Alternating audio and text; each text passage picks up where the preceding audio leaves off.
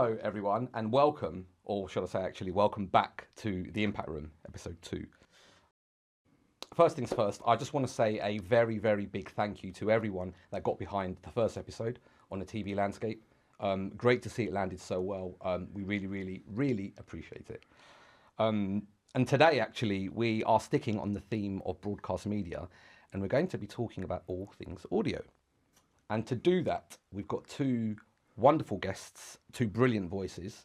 What a great intro, by the way. Thank you. From the world of audio, we have Nick G from Radio Experts. Hello. Hello, Nick. Thanks for coming.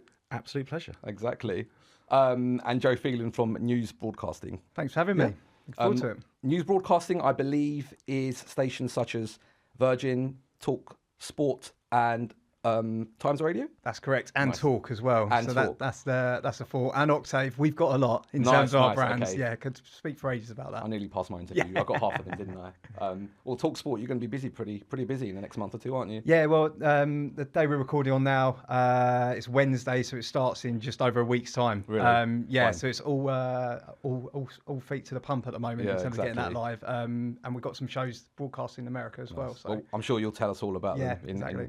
in the next session. So, look, before we get stuck in, actually, I want to give the audience just a bit of a background into our guests. So I'd actually like to ask both of you, Nick, maybe we can start with you. How did you end up in the world of audio? Oh, here we go. What a question to start with. I ended up in the world of audio because of my ex-girlfriend, basically. So she started working at Global. We went to uni in Leicester. That's where I grew up. We kind of looked about getting back down to London, and then she got a job at Global. She told me about a job that came up at Bauer.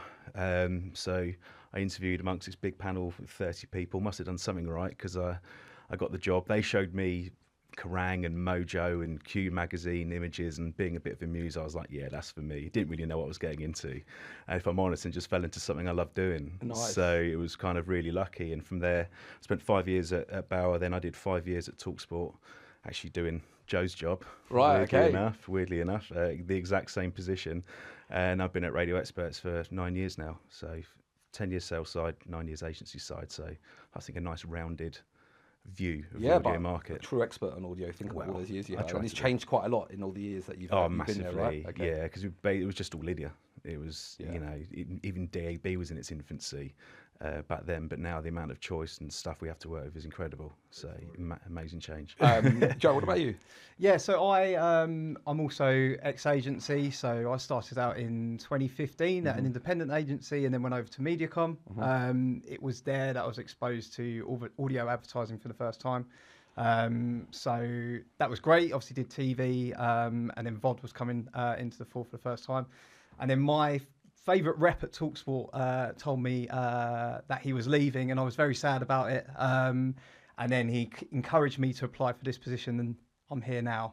So that was back in March 2020, and I've been at News ever since. March 2020. Yeah. We all know what happened in March 2020. Yes. A lot of people weren't getting jobs, but you were getting jobs. Yes, it was a bit of a nervy time because I did start when Boris was addressing the nation about staying indoors for the first time. But what a time. Yeah, touch wood, I'm still here. So I Fine, managed to ride that wave.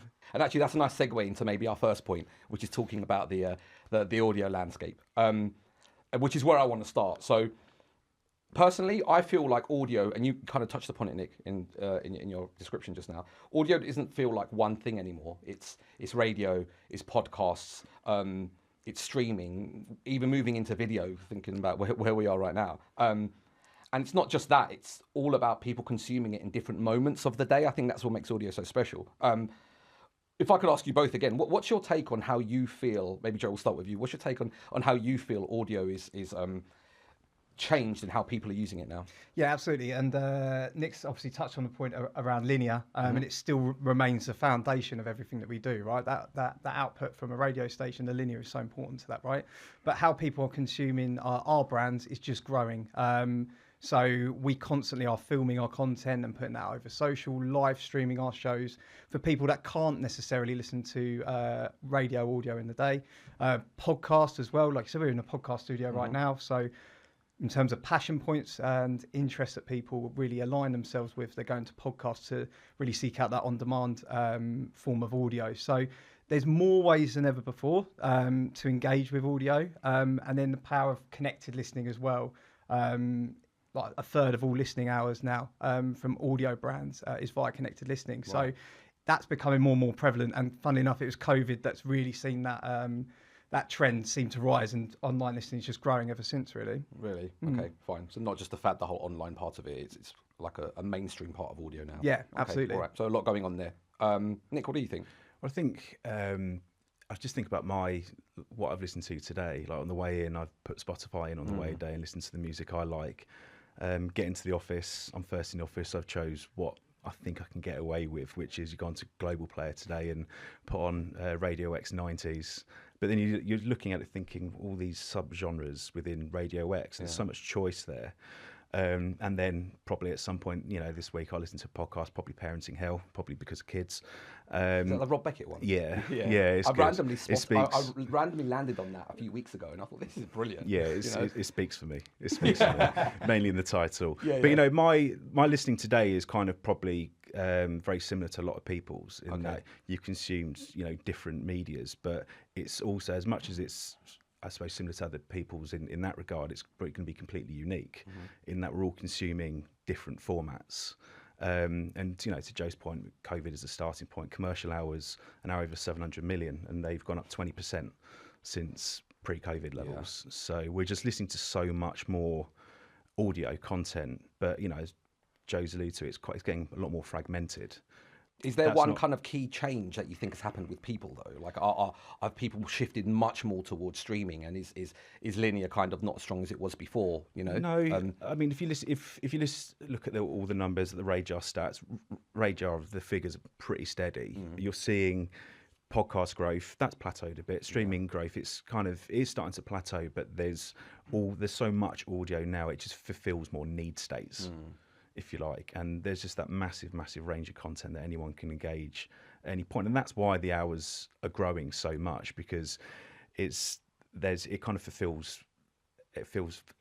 for everyone basically. There's a different content strand for everyone now, whatever you're interested in. That's a really good point, actually, because that is what audio is about, and as someone that works across all channels, that's kind of the key thing that I find, is that audio can be consumed in so many different moments. Whereas other channels maybe are specifically when you're outside or when you're indoors. You could be at the gym and listen to Spotify, or you could be on the tube, and streaming something, or you could be driving in the car, and someone texted me the other day and said they listened to the last podcast on an hour journey in the car. You can be on YouTube and watching it now because it's video. So there's all these different moments, and it does make it quite difficult, doesn't it? As a planner, to pick the right moment for the right kind of like campaign. Yeah, it's a secondary activity, right? Yeah. It doesn't demand that fixed gaze that say video might do, or like you mentioned, sort of like out of home in terms of grabbing attention that way. It's an emotion modifier in terms of what activities you're getting up to throughout the day. So on your commute, you might demand something that's more cognitively stimulating, like speech or news. But like you said, if you're going into gym or you're doing a bit of gardening or you're running the kids around, you might want more uplifting music channels, whether that's radio or music streaming platforms. So I think that's one of the powerful things about audio as a whole. It allows users to carry on with their daily activities as well and improve it ultimately. No, I do like that. Sorry, Nick. So I think one of the big changes, you kind of said it, is you can take it with you everywhere you go. And tech has really advanced that massively. So everyone who's got a mobile phone has effectively got a radio. Smart speakers have been a huge driver of listening hours as well. So they're now in just shy of 50% of households. And when it comes to radio alone, it's nearly a fifth of all listening hours are down to radio. And it's also making it much easier to find content. You no longer got to remember a frequency of a radio station. You can just request it via voice. True. Or via an app, and the apps, Global Player, Rayo, they're really intuitive as well. So, just general search for content has never been easier. Alongside there being so much more. Because also, in addition to all the different ways of being able to consume, so you've got your phone, you've got all these other things. You have the devices, so you have things like phones, cars, smart speakers, as well as streaming podcasts and kind of like linear radio. So you've got all of that into the mix as well. So, do you think What do you think it's been that's really grown the usage of commercial listening? Do you think it's been actually the fact that you can stream and podcast, etc., or has it been that it's more accessible in cars now or on actual devices? Accessibility Yeah. for commercial listening is accessibility is one major factor. The other thing is talent. It's quite well noted for commercial radio that they've stolen a lot of talent from the BBC, which is, if you look at the gap, how they've grown apart, they really have grown a gap, and there's big spikes when big talent comes across. But also with podcasting as well. I mean, podcasting is basically celebrity culture these days, isn't it? It's really matured now, and it's, I think if you go back 6-7 years ago, podcasting felt a lot of the time a bit amateurish. And it probably wasn't that viable for brands to be in that sort of content. But now they are brands in their own right, individual podcasts as well. Absolutely.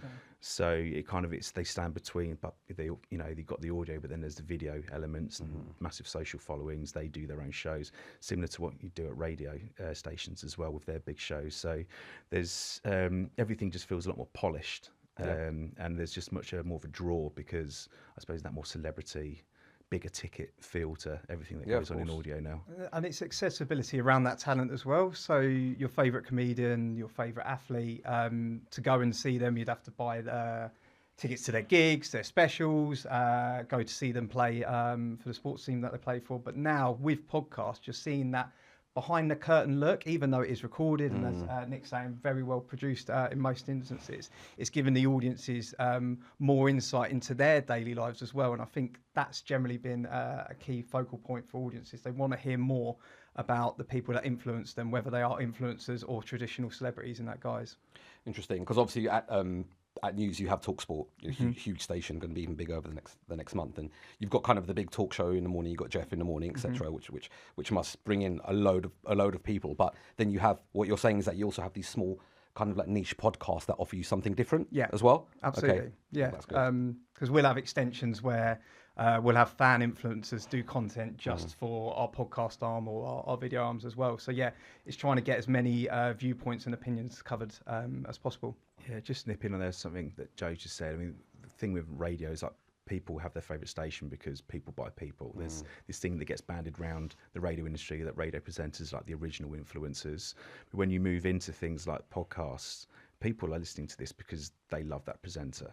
So there's just effectively more presenters. So again, it comes back to that personality, celebrity that people can latch onto and engage with their content. Which, do you know what? It's funny that, because actually whenever I'm talking about radio to anyone from a marketing standpoint, I use it to almost describe someone. And I think radio, similar to maybe a newspaper, is one of the only channels that you can actually use to almost put someone in a bit of persona. Yeah, Say absolutely. they're a Kerrang listener. You said Kerrang earlier, didn't you? Or they're a Kiss listener. Well, Yeah, exactly. And immediately you picture someone, don't you? It's a absolutely. stereotype. But I think and with that comes the actual presenters who probably have to be, selected to fit within the genre of the station. Absolutely. Correct? Correct.